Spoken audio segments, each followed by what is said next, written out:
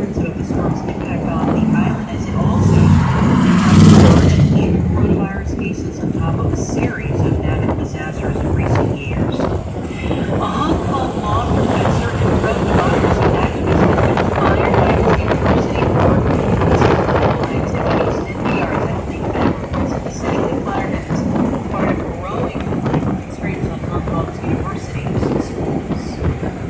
56-year-old activist Mr. City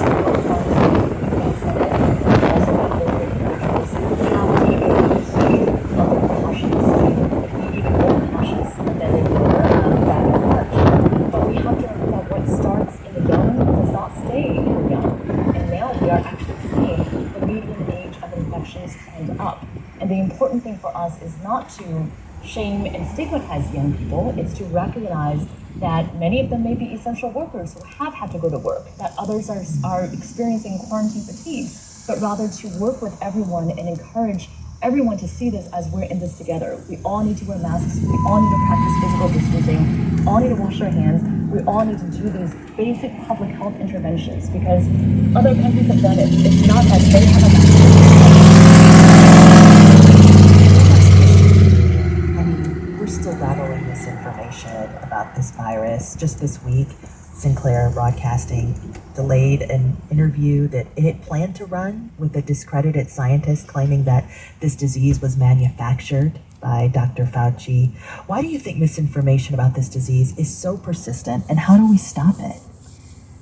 I'm so deeply concerned about the rampant misinformation that there is because public health ultimately depends on public trust. One reason for how we got to where we are is that our elected officials are not on the same page with public health experts. We need to be emphasizing that masks, for example, are a public health imperative, not a political symbol.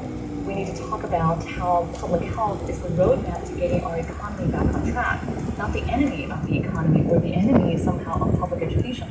Ultimately, this is about all of us in this together, protecting one another and helping to stem this deadly pandemic. That's Dr. Lena Wynn, an emergency physician and visiting professor at George Washington University. Dr. Wynn, thank you. Well, the election is a little more than 3 months away, and a number of Senate races are looking tight, including in South Carolina, where Republican Senator Lindsey Graham is facing a challenge from Democrat Jamie Harrison. That race is where we turn for this week's Senate Tracker. Victoria Hansen, reporter with South Carolina Public Radio, joins us from Charleston. Welcome. Thank you. Well, let's start with Jamie Harrison, who was born to a teenage mom and later became the first African American to chair South Carolina's Democratic Party. He's been highlighting that story in ads. Listen. My grandparents didn't have much, but they raised me right. Taught me what most South Carolinians know. Character counts. So does hard work and helping others when you can. When they struggled to read their bills, I helped read them. When they lost their home, I promised to someday buy them a new one. And Jamie Harrison did end up buying his grandparents that house. Tell us more about him and what he's campaigning on. Well, he has, as you just noted there, a great rags to prominence story. He's a 44-year-old African-American man who grew up poor in rural South Carolina. He got a scholarship to Yale. He was a teacher. He went back to give to the community. And he's also the former chair of the South Carolina Democratic Party and associate chairman of the Democratic National Committee. Really, his big message, his big push is that Lindsey Graham has changed and that he no longer represents what is best for South Carolina, what is best for Lindsey Graham. And would you say Harrison is more of a moderate or more on the sort of Bernie Sanders wing of the party? Well, that depends upon who you ask. If you talk to his camp, they say he's more of a moderate. But if you talk to Lindsey Graham's camp, they pretty much try to paint him as a Democrat with socialist views and policies, and they try really hard, especially the ads, to link him to Nancy Pelosi. Well, Lindsey Graham has been a big supporter of the president, at least recently. Of course, he initially opposed Trump as a candidate pretty strongly. He was on Fox News recently and had this advice for the president in this election. You go on offense, Mr. President. In your second term, what do you want to do? Finish the job of your first term. Keep building the wall. Fix a broken immigration system. More judges. Make sure Iran never gets a nuclear weapon. I think the president's right on all of these issues. What is Graham campaigning on, and how much is President Trump factoring into his message? Well, Graham's big message is basically you have a very stark choice come November. You can go with, again, as his camp will tell you, the socialist views of the more liberal Democrats, or keep a free enterprise and less government. So they really are trying to align themselves still with Donald Trump. But of course, Harrison's camp is trying to show the differences, what basically Lindsey Graham was saying about the president before he was elected and what he's saying now. Well, and before he was elected, Lindsey Graham called the president a race-baiting, xenophobic bigot, and the president called Lindsey Graham a disgrace, a nut job, and one of the dumbest human beings I've ever seen. That was Trump talking about Lindsey Graham. Is Lindsey Graham going to face any trouble from voters for all that, this total